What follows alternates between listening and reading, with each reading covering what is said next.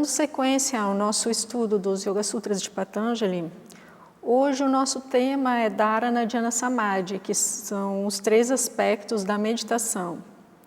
Então, só para lembrar que eu sempre trabalho com a abordagem desses 2 autores, dando prioridade à interpretação do Rohit Mehta, que fez os comentários aos Sutras de Patanjali, que é esse livro cor-de-rosa, e também vou usar em alguns momentos o complemento do livro da interpretação do Dr. Taimni, que escreveu A Ciência do Yoga, também comentários aos Sutras de Patanjali. O conceito de yoga é dissolução dos centros de reação da mente. Na interpretação do Dr. Taimni, seria dissolução das modificações da mente, ou seja, tornar a mente silenciosa, imóvel, por assim dizer.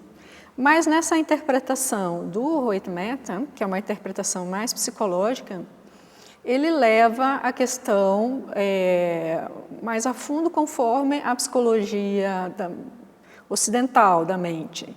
Então, ele entende que a mente é condicionada, tem centros de reação, e eu trouxe até essa figura aqui do cachorro para lembrar que o animal é condicionável e nós, como o homem, o cérebro humano, na sua herança animal, também é condicionável. E o yoga, então, seria a dissolução desses centros de reação, desses processos de condicionamento da mente. E só para lembrar o contexto filosófico dessa ideia, eu vou trazer a explicação teosófica. A palavra yoga significa união.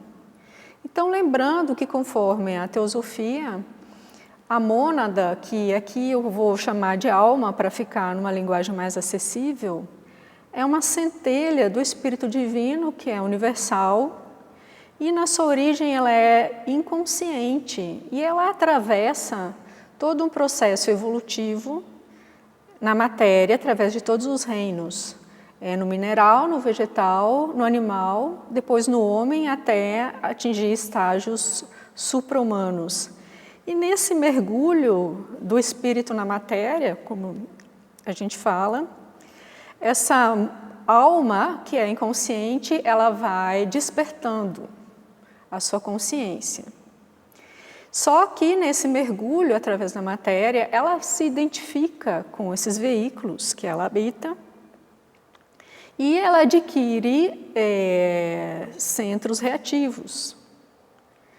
Então, a alma já chega no reino humano com essas tendências condicionáveis que a gente já vê no próprio animal. Vocês podem ver que os animais têm centros de reação. O comportamento dos animais domésticos, a gente vê que alguns gatos têm determinadas fobias e preferências, cachorros também. E no ser humano, essas tendências são mais predominantes.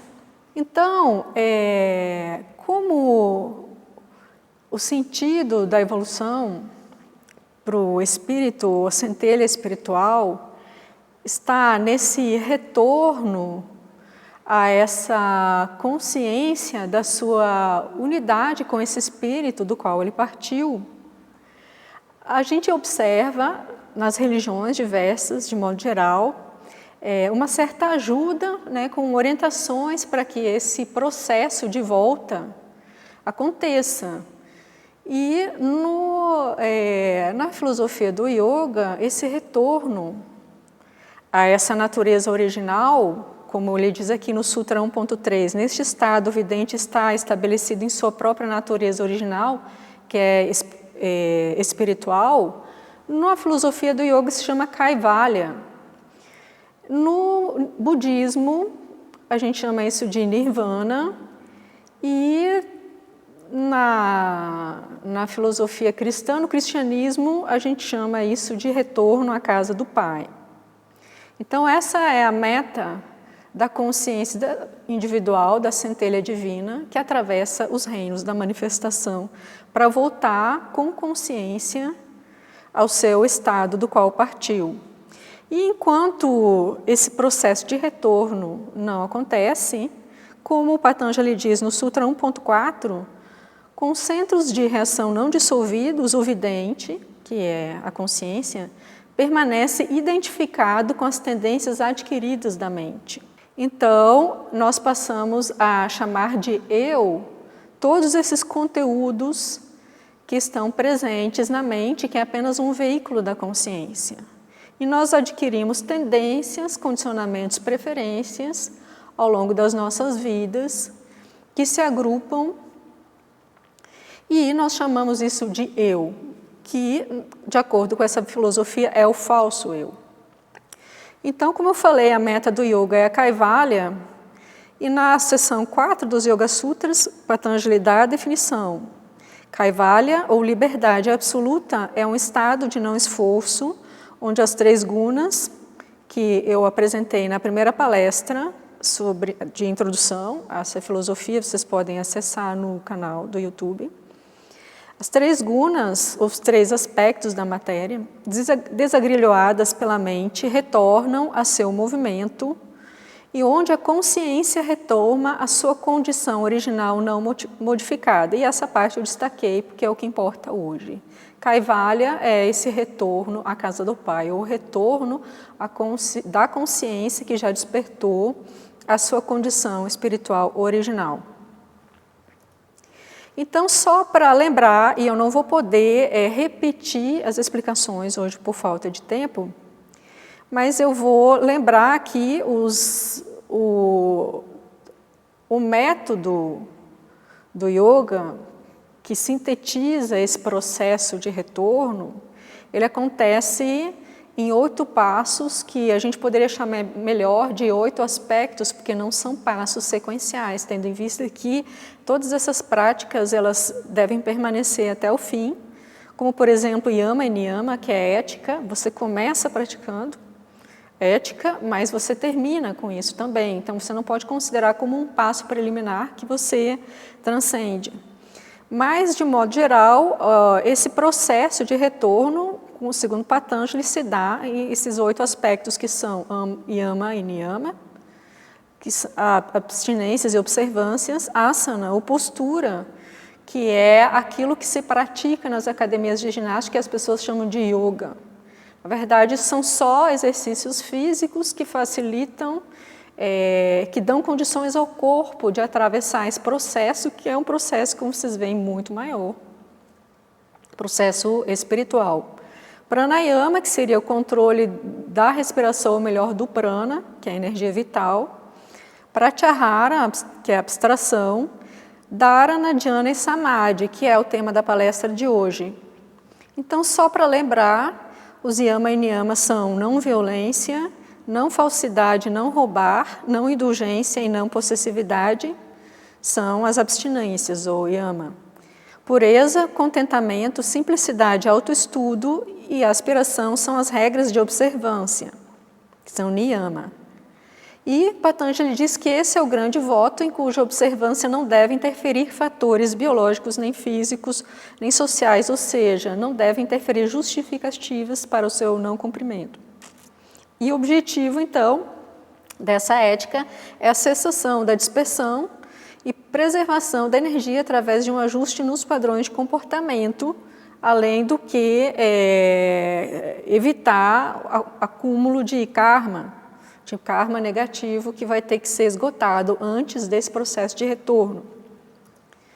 Então, asana ou postura, a postura deve ser firme e relaxada para se conquistar um estado de passividade alerta, ou seja, tornar o corpo disposto, mas não preguiçoso. Então, esse estado intermediário, como ele diz aqui, é um estado onde não há atração dos opostos.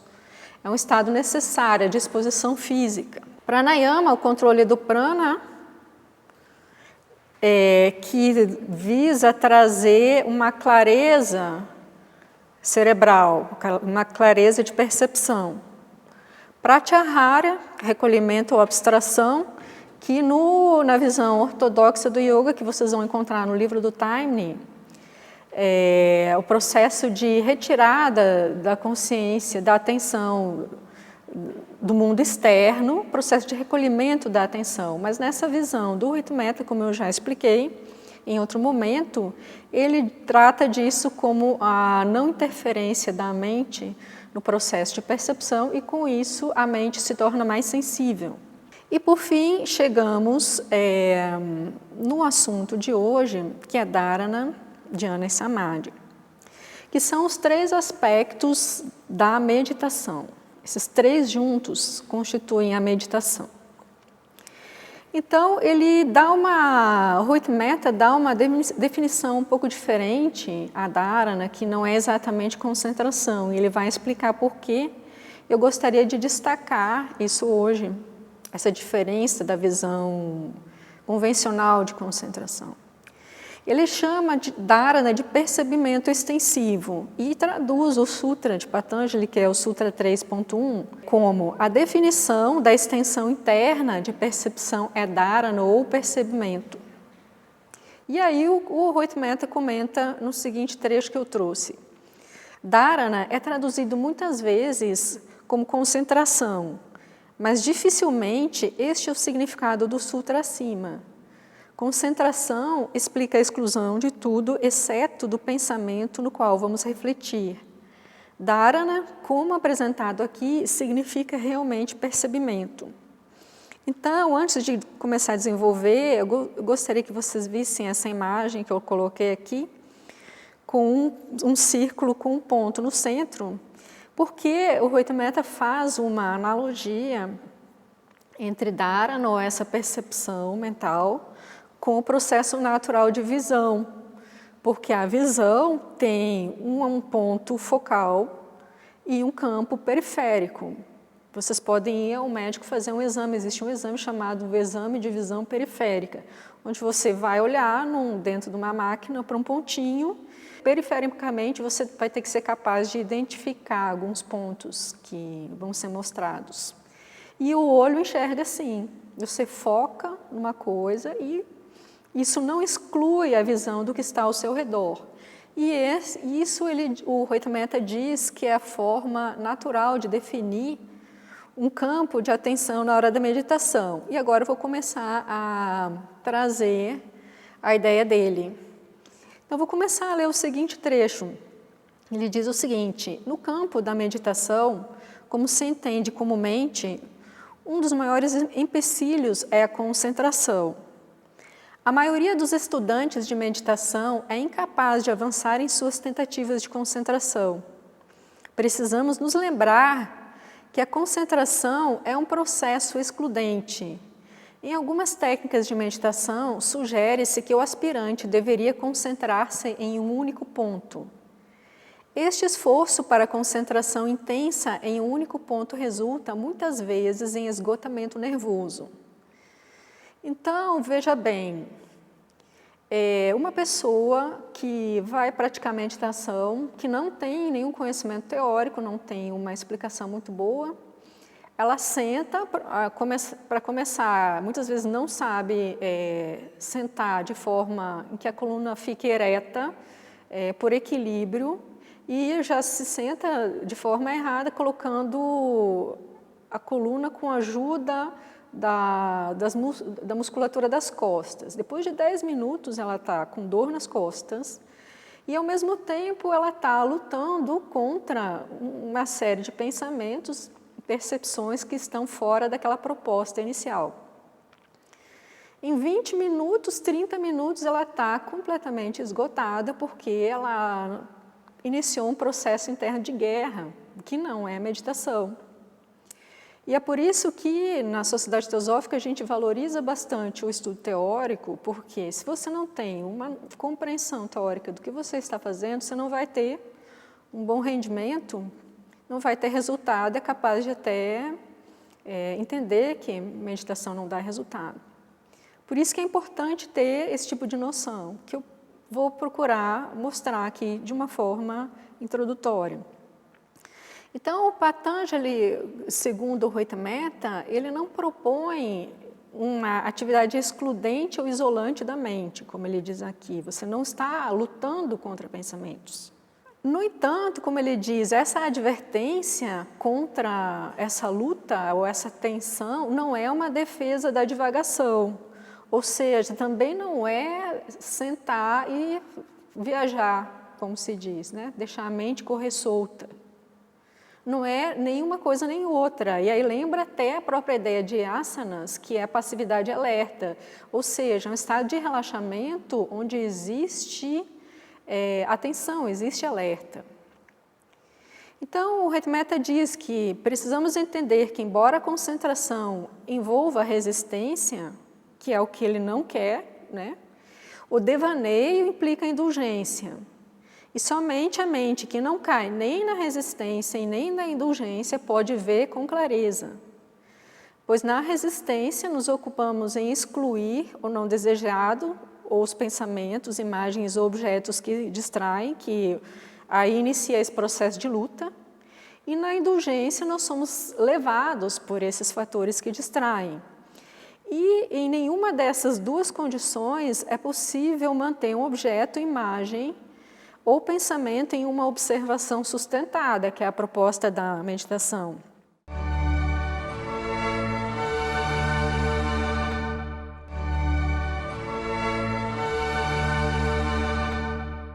Então, apenas definindo a extensão, que é a ideia que ele coloca de dharana, é que podemos prover uma tela ampla ou panorâmica para a mente, na qual ela pode olhar para os acontecimentos da vida sem pressão ou tensão. Por isso, preferimos descrever dharana ou um estado de percebimento como um estado de percebimento. E não é um percebimento excludente, mas um estado de percebimento extensivo, ou seja, como aquela imagem que eu coloquei acima, existe um foco, né, de atenção, a meditação. No entanto, nós ainda vamos ver os objetos periféricos ou os pensamentos periféricos, objetos como coisas externas e pensamentos como distrações internas. E aqui o Retmeta descreve melhor essa questão, essa situação que eu acabei de comentar. Para a maioria das pessoas, a experiência é que ao começarem a meditar, no momento que fixam o seu tema focal, inúmeros pensamentos e imagens indesejáveis subitamente afloram. Enquanto não fixarmos algum tema focal claro, não há perturbações mentais, ou seja, até o momento que nós sentamos ali está tudo tranquilo. Agora você começa a tentar se concentrar, aí começa a guerra. Como ele diz, é só fixar um tema focal e as perturbações aparecem. Por quê? Ele explica. Apenas quando fixamos algum tema focal claro é que subitamente há uma invasão do exército de pensamentos, imagens não desejados. No momento em que isso acontece, uma luta amarga se segue na qual tentamos proteger o tema focal contra a avalanche de distrações representadas pelos pensamentos e imagens não desejados. Mas a luta torna-se cada vez mais feroz, esgotando as energias do aspirante. Por quê? Porque quanto mais nós damos definição ao ponto focal, por oposição dentro desse processo natural da visão, que repercute no processo da atenção mental, os pontos periféricos também vão querer aparecer. E aí começa essa luta. E aí ele propõe, então, que se acomode da mesma maneira que o olhar natural, focando, né, um centro e aceitando essas informações periféricas. E ele diz no seguinte trecho: uma das verdades mais simples que temos de saber é que a mente deve observar exatamente da mesma maneira que os olhos normalmente observam. Os olhos não o fazem em um estado de conflito entre as áreas focal e periférica. Para uma percepção relaxada e eficaz pelos olhos, estabelece-se um relacionamento correto entre as áreas focal e periférica. Então ele dá a instrução: deixe a mente selecionar seu tema de interesse focal e nessa seleção, deixe que a claridade e a vivacidade tenham sua importância à medida que isso seja possível. Então, deixe surgir o processo normal de estímulo e associação periférica. Caso se permita que isso funcione sem qualquer resistência, a definição da área periférica ocorrerá sem qualquer dificuldade. Ou seja, você senta, você define o foco para a sua meditação, que pode ser, por exemplo, a respiração. Você se propõe a observar a respiração. Naturalmente, vai aparecer todo um campo de percebimento de coisas paralelas, como as coisas que estão na sala, as coisas, o barulho que vem da rua, né, e os pensamentos outros que aparecem. Então, isso vai se definir naturalmente. Então, ele diz, permita que isso aconteça. Então, deixe a mente mover-se livremente nesta região, onde as áreas focal e periférica foram definidas. Muitas vezes a mente mover-se-á e deixar-se-á ficar na área periférica. Deixe-a ficar ali sem perder de vista o tema de interesse focal, ou seja, permita, você mantenha o seu foco de atenção e você se permita ver esses estímulos periféricos. Aí ele diz, não é necessário agarrarmos-nos firmemente ao tema de interesse focal. Mas, se não há resistência aos estímulos periféricos, a mente oscilará entre o focal e o periférico. Surgirá um relacionamento correto entre o focal e o periférico, que eliminará toda a pressão e tensão. Será mais fácil sustentar o tema de interesse focal neste contexto de reto relacionamento entre o focal e o periférico do que se as duas áreas se opuserem uma à outra como em estado de guerra. Então, essa é a proposta dele, que Dharana é essa definição do campo de percebimento que você vai praticar durante a meditação. Você define o foco para a sua meditação, mas você aceita que a sua mente abranja também esses estímulos periféricos, então você define uma percepção mais ampla para a sua mente, como se fosse uma visão panorâmica. Você aumenta a paisagem, digamos assim, da sua percepção, definindo o seu foco. E aí ele diz que Dharana objetiva levar-nos ao estado de atenção plena, pois apenas neste estado podemos compreender os mistérios da realidade que tentamos investigar na disciplina do yoga. Quando não há conflito entre o focal e o periférico, surge na consciência do homem uma certa qualidade de relaxamento. A fim de ver qualquer coisa, precisamos estar completamente relaxados. O propósito de Dharana é criar esse estado de relaxamento no qual a plena atenção se torna possível. E o relaxamento é o campo da atenção. Então, assim, depois que entendemos, né, a ideia de Dharana, o que você vai fazer na sequência? Você já definiu o seu campo de percepção, né, que o seu foco, aceitando a periferia, dando esse espaço. Agora, o que ele diz que é dhyana, que vem em seguida, é a observação desse movimento do pensamento, que vai e vem de um canto para o outro sem interrupção. Então, essa ideia que eu destaco aqui de sem interrupção é dhyana, que ele traduz aqui como atenção. E esse sem interrupção é o X da questão.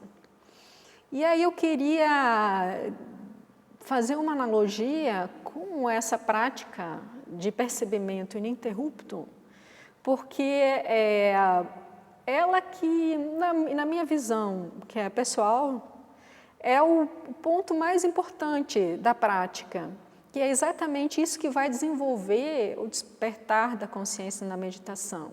Porque como eu estava falando, dando aquela noção filosófica inicial, que a consciência atravessa os vários reinos, e nesse processo de atravessar os vários reinos, que é o mundo manifestado com suas múltiplas formas, por contraste, a consciência precisa dessa multiplicidade de formas e dessa impermanência de formas para ela reconhecer, novamente vou dizer, por contraste, a sua permanência e a sua unidade. Então, sem essa multiplicidade, a transitoriedade, nós não podemos compreender o que é eterno e uno. A gente precisa ter muitas cores para entender o que é o branco ou sem cor.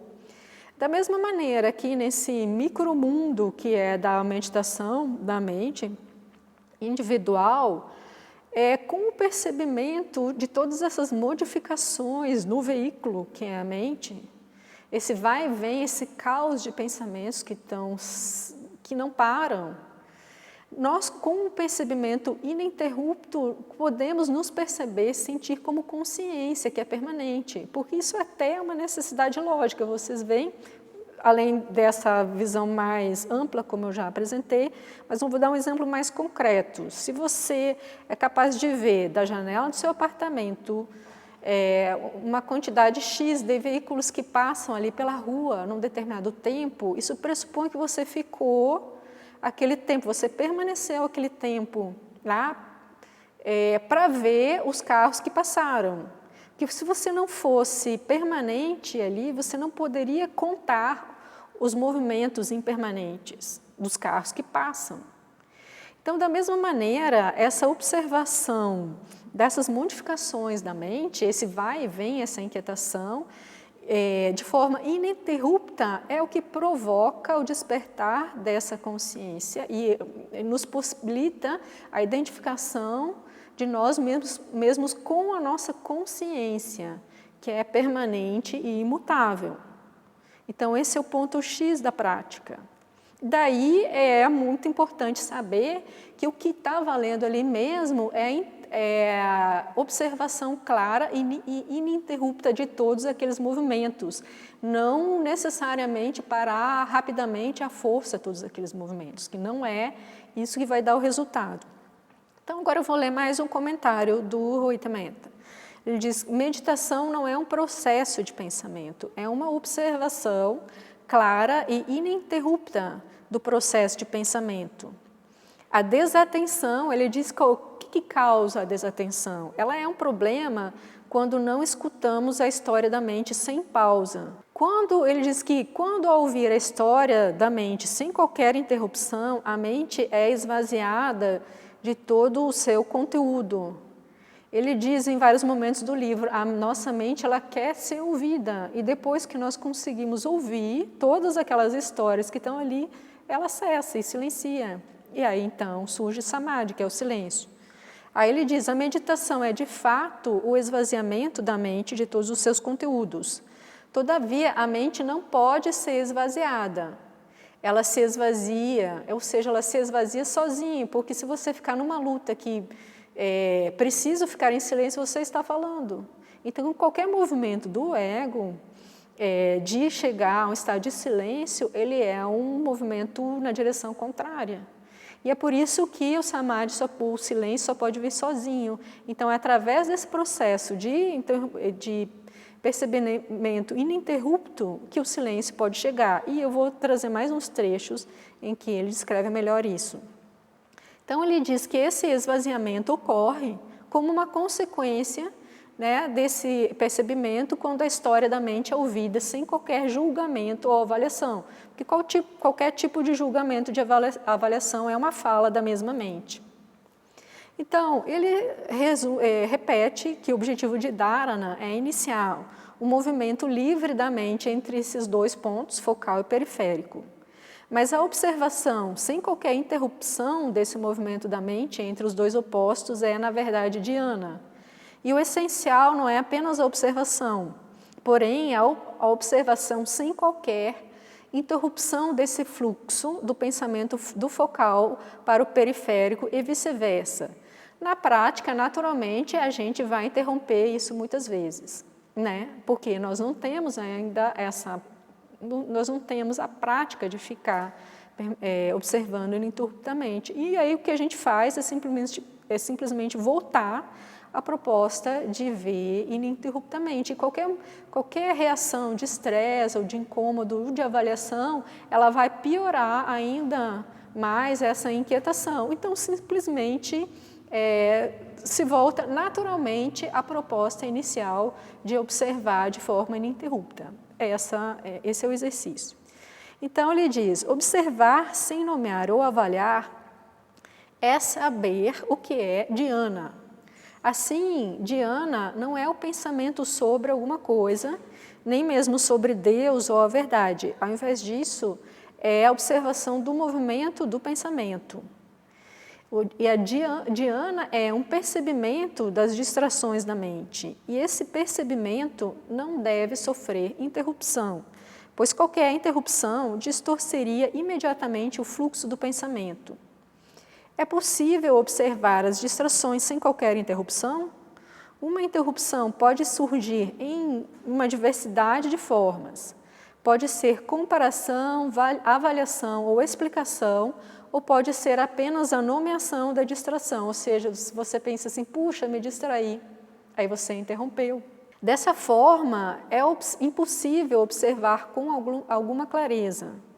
Quando a corrente do pensamento é perturbada, a observação deste fluxo está destinada a ser difusa. Ver com absoluta clareza a corrente do pensamento é meditação. Então, essa ideia de consciência desidentificada do veículo, porque a consciência é simplesmente aquilo que vê, ela não fala, o que vai falar é a mente. Então, estar simplesmente vendo, sem qualquer tipo de interferência, isso é dhyana.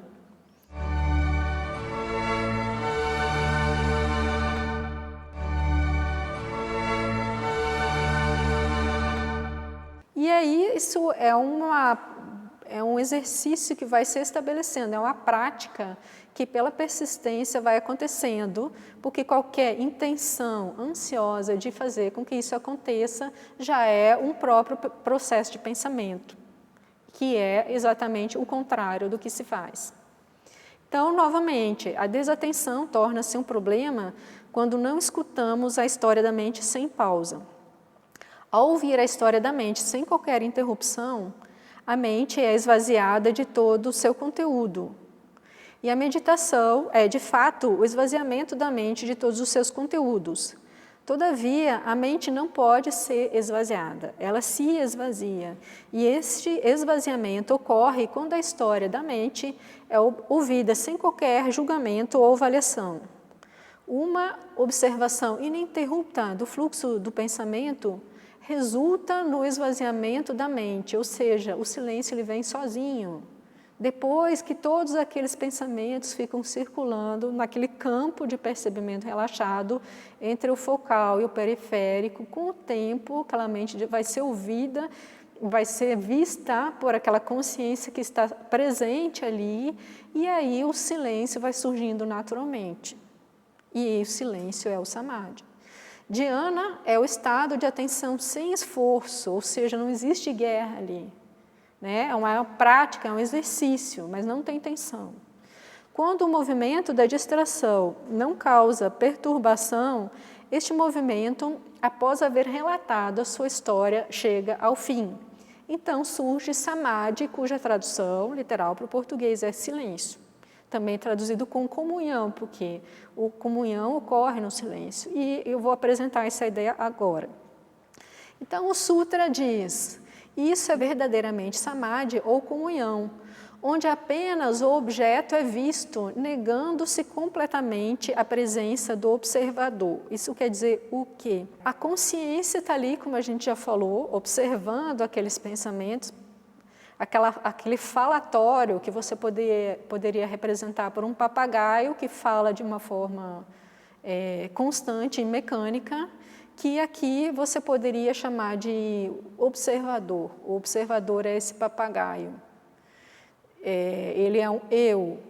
Então, quando esse papagaio fica quieto, esse observador, né, ele some. Então, existe apenas uma mente, que é o veículo da consciência, que se esvazia, né, desse sujeito aqui, o observador, que não é o verdadeiro eu, o indivíduo ou consciência, e aí ela consegue ver aquele objeto que está ali na sua frente. Aqui eu trouxe um conceito em outro sutra, porque eu gosto do conceito do Taimni para elucidar isso em relação à questão do conhecimento.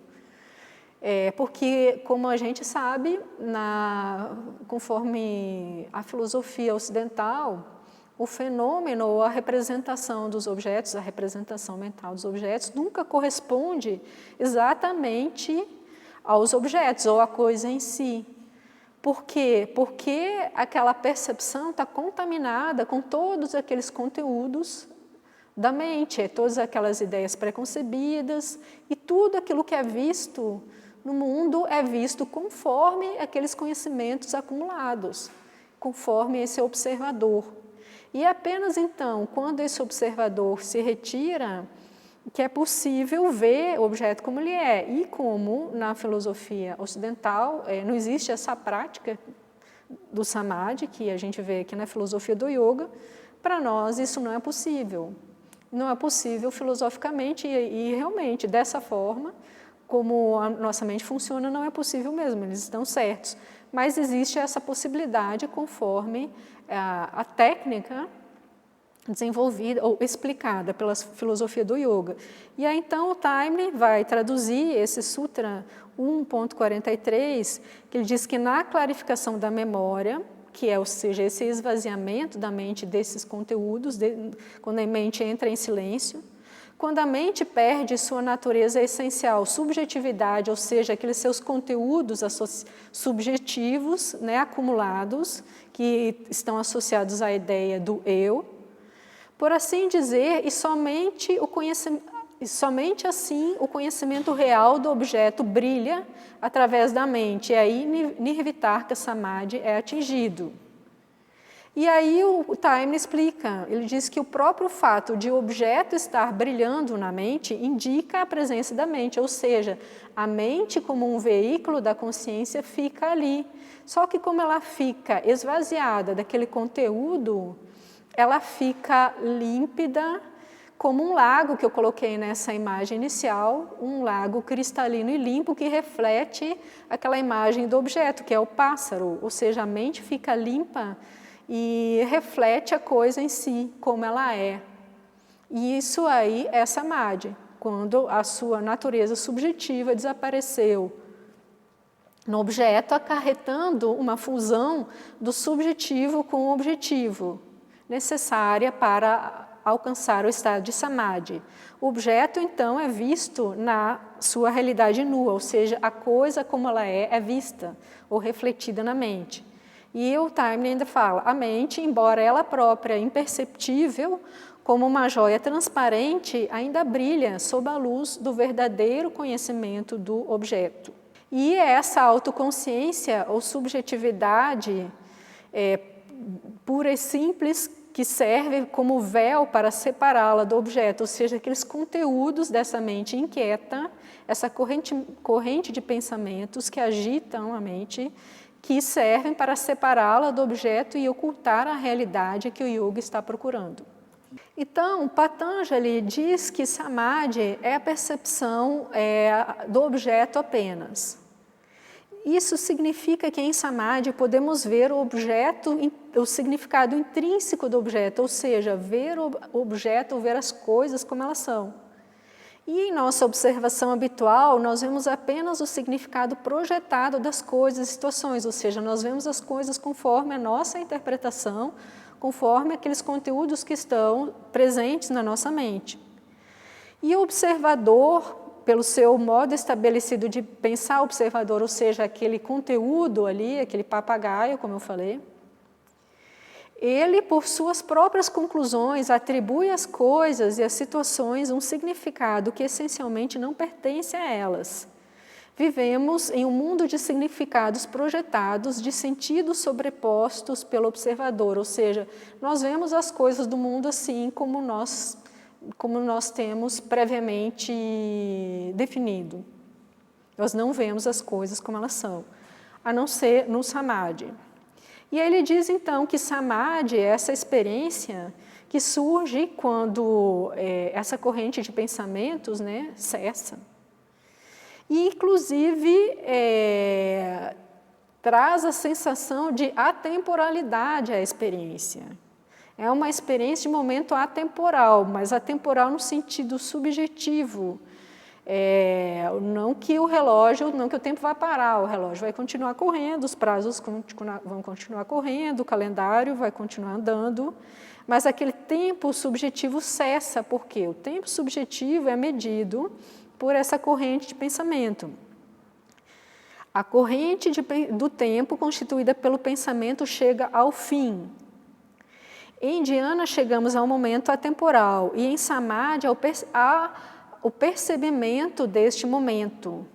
Neste percebimento e somente aí comungamos com a significação intrínseca ou a qualidade das coisas ou pessoas. O momento atemporal é um lampejo. E eu trouxe aqui essa figura de um sismógrafo para representar essa ideia de sensação do atemporal, porque vocês já devem ter ouvido falar da diferença de tempo psicológico entre uma pessoa que está feliz numa festa, num estado de relaxamento, e a pessoa que está nervosa numa fila de hospital. A fila do hospital, em 5 minutos, parece uma eternidade, se a pessoa está sentindo muita dor. E isso é representado por esse fluxo de pensamentos. Vocês veem aqui num sismógrafo, quanto mais estresse, quanto mais pensamento, mais emoção, mais agitação, mais risquinho vai ter nesse sismógrafo. E aparece que é um tempo imenso. Quando esses pensamentos cessam, os pensamentos e emoções, essa perturbação da mente, esse sismógrafo para de correr, não tem nada ali. E é isso que dá essa impressão de atemporalidade. Então, o Roita Metta ainda continua dizendo que comunhão ou samadhi não é uma experiência dual, porque ali cessa essa relação entre observador e observado, que é aquele eu e a sua ideia captada do objeto e associada com as suas interpretações. Então, ali existe uma experiência de unidade, porque existe somente o objeto refletido naquela mente, porque aquela sensação de eu, com todas aquelas suas impressões psicológicas, some. E aí, então, o objeto destituído de todas as sobreposições da mente é a própria realidade, ou seja, a coisa em si, e a realidade de qualquer coisa é a sua seidade, como ele diz, ou seja, a coisa é aquilo que ela é.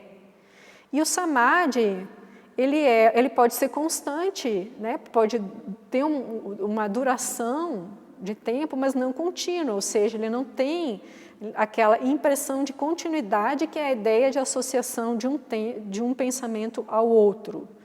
Então, aquele papagaio que nós achamos que somos nós, ele cessa, e é ele que serve como uma base de continuidade do ego. E então, por isso que o samadhi não é contínuo, porque o ego cessa naquele momento. E a percepção do ser surge no momento atemporal e, portanto, em um lampejo entre um intervalo entre duas sequências de tempo, ou seja, entre duas sequências de correntes de pensamento. E nesse intervalo surge a visão da realidade. Neste ponto, experimentamos a presença intangível do imanifesto ou realidade. E essa experiência desse intangível, ele diz, é subjacente a todas as experiências de amor. Por quê? Porque amor é comunhão. Qualquer esforço para prender o intangível na rede do tangível é degradar o amor em possessão. Amor e continuidade são relativamente contraditórios, pois a continuidade é a rede da mente na qual ela deseja possuir o amor. Então, possessividade não é amor.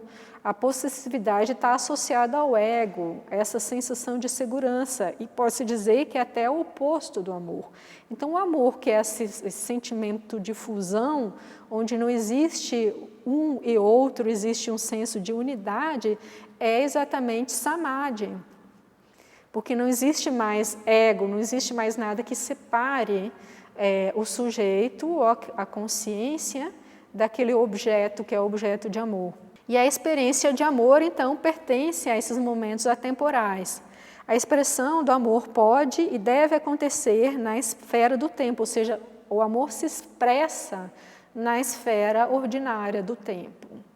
Mas ele só é sentido nesse momento atemporal. E o tempo que tiver perdido o contato do atemporal é uma duração sem vida que causa tédio e frustração. Ou seja, a vida sem esse amor, sem esse sentimento de esvaziamento, sem essa fusão, sem essa integração, é uma vida de tédio e frustração, porque existe apenas uma repetição daquilo que é velho, que é sempre aquela corrente de pensamentos que vem do antigo até o novo, ou seja, ela reproduz sempre a si própria. E aí eu gostaria de destacar que nós buscamos isso como eu falei inicialmente, a alma atravessa todo esse processo em busca do retorno à consciência original, o espírito original. E essa insatisfação que nós sentimos diante da vida é a mola propulsora a esse reencontro. E quando nós buscamos essas experiências do amor perfeito, ou de uma pessoa que salta de paraquedas, né, ou escala uma montanha, quer chegar lá no ápice, ela busca, na verdade, esse estado de integração, esse estado de comunhão. Por quê? Porque ali, essa forma de radical, digamos assim, essa experiência radical, ela requer um estado de atenção plena, onde não é possível manter essa atividade desse papagaio tagarela, porque se você perde 1 segundo de atenção, você é capaz de cair do penhasco. Então, a pessoa tem que estar inteira ali, plena, e aí essa corrente de pensamento cessa, e ela tem esses estados atemporais, seja saltando de paraquedas, seja escalando o Everest, né? Ou nessas experiências de amor, de arte, né? Onde esse ego tem que cessar. Então, são todas formas transitórias e manifestadas dessa busca interna que nós temos. E aí Patanjali dá inclusive essa dica de meditação que você pode praticar e ter essa experiência e arriscar a sua vida num penhasco, ou saltando desnecessariamente de paraquedas, né? Ou tendo uma experiência radical que nos force essa sensação da continuidade do pensamento. Então, ele diz que este momento de amor, comunhão, é samadhi, e amor e samadhi não são duas coisas diferentes. Aqui, para finalizar, eu só trago mais um trecho do Rita Metta, dizendo que a meditação, ou a estabilidade da mente, não deve depender de estímulos internos ou externos. E eu trouxe essa figura aqui da marionete porque algumas pessoas perguntam assim, por que eu não posso meditar com música, né? Me acalma. Mas, na verdade, nesse processo não existe um processo de esvaziamento da mente, como a gente descreveu aqui. Existe apenas uma troca de um estímulo estressante por um outro, que induz a um estado de calma. E essa indução ao estado de calma, ela pode ser boa por trazer a calma, mas ela não traz liberdade à mente. A mente ainda está reagindo a um estímulo externo. Então, uma mente ocupada, ele diz, está acorrentada a um estímulo e, portanto, não é de modo algum livre, não é um processo autêntico de esvaziamento. E outra ideia interessante que ele traz no livro é a distinção do samadhi verdadeiro, como ele colocou, que é um processo de esvaziamento, com o pseudo-samadhi, o falso samadhi. E ele diz que o silêncio da mente é uma pré-condição para o estado de comunhão, e esse silêncio surge por causa da sensação do pensador como do pensamento, ou seja, a cessação daquele papagaio mental. Então, como já discutimos anteriormente, ele diz em outro momento do livro, podemos fazer o processo do pensamento parar à força através do exercício da vontade, tomando drogas ou induzindo por certos processos repetitivos. Só que ele alerta que nessas práticas a mente ela torna-se por completo apenas aparentemente vazia, não silenciosa, porque mesmo que o processo do pensamento esteja suspenso, o pensador está presente. O pensador pode ficar excessivamente surpreso por um momento, mas está pronto para voltar à ação a qualquer instante. Na verdade, ele tem imensa aversão ao fato de estar excessivamente estupefato através de drogas, encantamentos ou exercícios da vontade, por trás desse pseudo-vazio da mente, há uma condição de inquietude do pensador. Ou seja, parar o pensamento à força é como amarrar um cavalo selvagem, amordaçar ou dar uma injeção de calmante, e ele vai ficar ali insatisfeito, né? E assim que a primeira oportunidade que ele tiver de sair daquela mordaça, de se libertar daquelas amarras, ele vai pular feito um doido. Ou seja, não adianta querer parar o pensamento à força, que ele diz que o autêntico samadhi ele vem desse processo de esvaziamento. E aí ele diz que, em alguns momentos do livro, que existem até aparentes santos ou místicos que têm essas experiências de pseudo-samadhi, que saem dali e têm atitudes estranhas justamente por isso, porque esse pseudo-vazio, causado pela sensação do pensamento, que é confundido com uma experiência não dual da comunhão, e não é uma experiência não dual, é uma experiência falsa. E ele diz que essas visões e experiências são confundidas com a realidade. E em tais visões, podemos ver a presença da deidade que reverenciamos e ficarmos muito intoxicados, mas isso não deve ser confundido com a percepção da realidade. A aparente experiência não dual, neste estado de pseudo-vazio, deve ser a identificação e não a comunhão. Ou seja, o pensamento é forçado, amarrado ali, fica uma tensão, em suspensão ali, pronta para saltar assim que puder, e existe um processo de identificação da mente com um conteúdo determinado.